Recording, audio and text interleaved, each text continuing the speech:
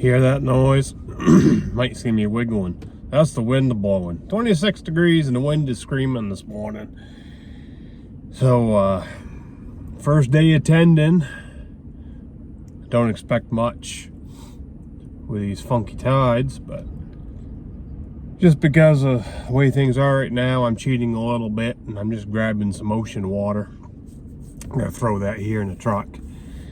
Get started with that, and then we'll see how things go next week as the tides get around, and probably make up my own water, make my own last longer.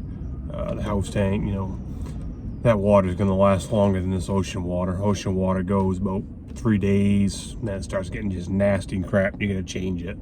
House tank, I can get about a week and a half or so out of it before I have to change it out. So just longevity. Well, I'm gonna get out and freeze to death for a minute.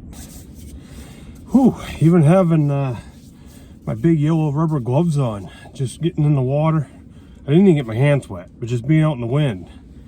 Walking out in the water a little bit there and getting some water and throwing it in the cooler. Makes your hands cold, fingers cold. So, branching off from that point, down in Augusta, there is no shortage of people with stupid ideas.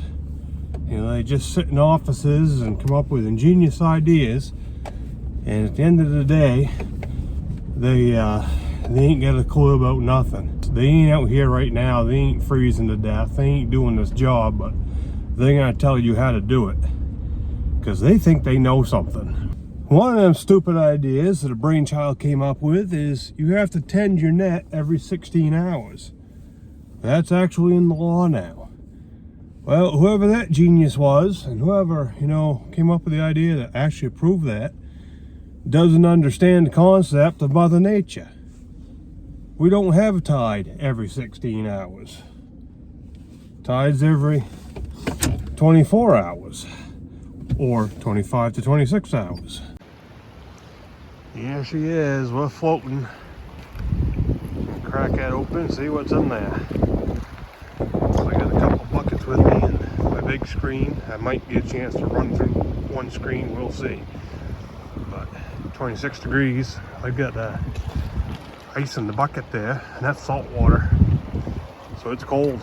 You can't fart around with these out here in the cold. Kill them. It's day one. Didn't expect to see much of a showing. That's what we got. Got a mess in there. Could be worse. The way tides work, yeah, you're gonna have a high tide about every 12 and a half hours. But eels don't swim during the daytime. So apparently, you know, these geniuses don't understand that concept. Eels only swim in the dark.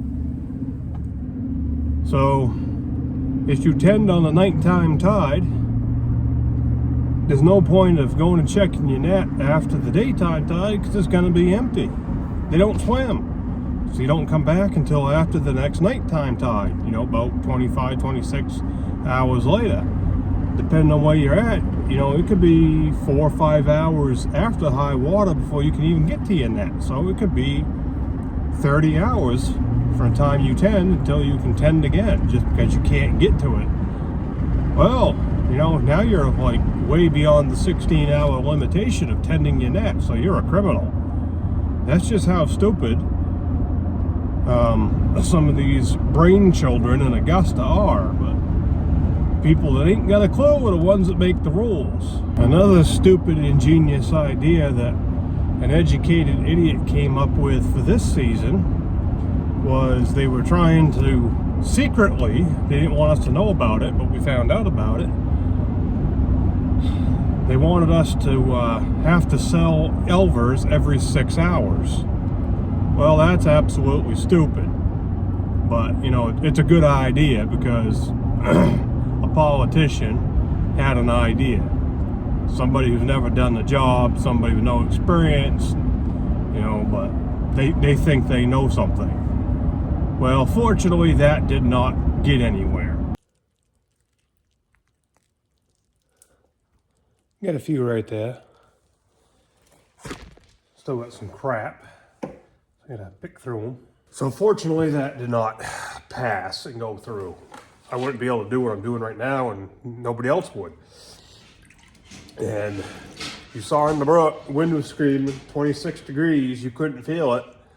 But as cold as that water is, cold as that wind is, you can't sit there and fart around with these, trying to run them through screens, trying to clean these things out. You're gonna kill them. And you're gonna kill them probably within about 3 minutes. They can't take it. So you gotta get all the mess up in the truck, and you know, you can't sit out there in the wind freezing to death. Your fingers are gonna be so cold, you can't do anything. So, you know, the brain children in Augusta with the ideas, they don't got a clue, they've never done it, but you know, they think they know something. I have literally three of us sat around a tank, this size tank, bigger tanks, for hours with nets screening through the messes. But, you know, there's a big concept out there of, oh, it's easy money. You just go down and dump all these eels out, pounds and pounds and thousands of dollars at a time. That ain't always the case.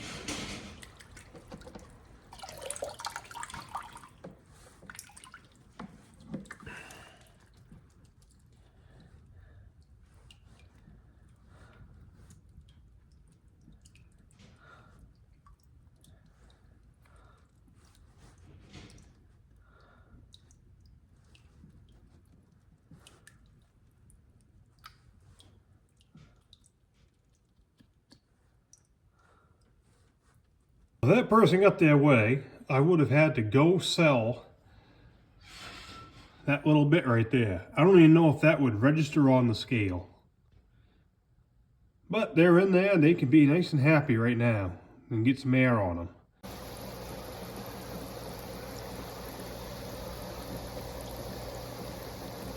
Didn't get a lot this morning, didn't think I would. And didn't get too many fleas either. I thought I'd get more of those. You always get fleas this time of year because you're right down on the ocean. When the good fishing gets here in about another 3 weeks, we're all done for the most part. Probably I will be in about 2 weeks, I'm gonna guess. We'll see. But yeah, when the good fishing arrives, pretty much everybody is quoted out. So yes, you can go dump a net and have nothing but pure clean eels in it, and sometimes pounds upon pounds upon pounds. But you ain't gonna get that until about the middle of April, when you can get higher up in the waterways, when they get up in there. And a lot of us now don't even get that opportunity because of the quota system. And we're not gonna wait until the good fishing gets here, because let's say statewide there's only 30 pounds left in the quota. All these buyers are gonna shut down. They're not all gonna wait, hoping everybody brings that one person, brings me, let's say 30 pounds that I can buy. That 30 pounds could go, you know, get split between whatever, 30, 25 buyers in the state. They're not gonna stay in business, keeping all their overhead going, hoping they could pick up another pound or two. They're gonna shut down, and it's gonna be quick. They're not gonna put out emails and notices saying, hey, we're shutting down tomorrow, we're shutting down in 3 days. It's just gonna be, we're not here anymore. So if you've got, let's say, a 15-pound quota, something like that, and you just get started at the 1st of May when the fishing's good, guess what? You're screwed. You can't fill your quota because you can't sell them. You made no money. So you have to be out there early. You have to be out dealing with this crap now. 18 degrees out. What a great day for eel fishing.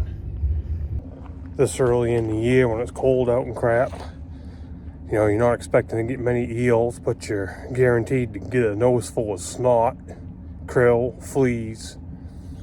So I got a good amount of fleas this morning. I got a few eels in there. I just saw Indian Mike. He was on his way down, go check his gear. He said yesterday he got slammed in krill, got tons and tons and tons of it. He'll be out of here probably the end of next week when the tribe quota's out. And I said, yeah, you'll be out of here, and then all that krill's gonna come to me. Thanks, buddy. And it will, because he won't be down there heading it off.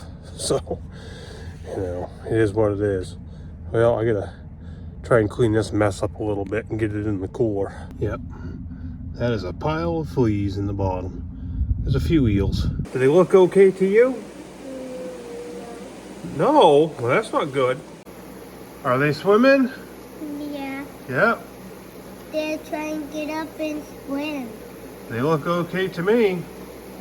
Mm-hmm. Yeah, there's a bunch over there swimming. And there. Yep. There's one and two there. They're happy. You gonna catch one? Stick it in there. Catch one. I think you got a couple. And I gotta dump them back in. Yep, dump them in. There. Now we can let them go to bed. You can just feel the love around here. Mike said, I'll save you a bucket of krill. Yeah, thanks. Appreciate it. Well, we'll close this one out. Catch you in the next.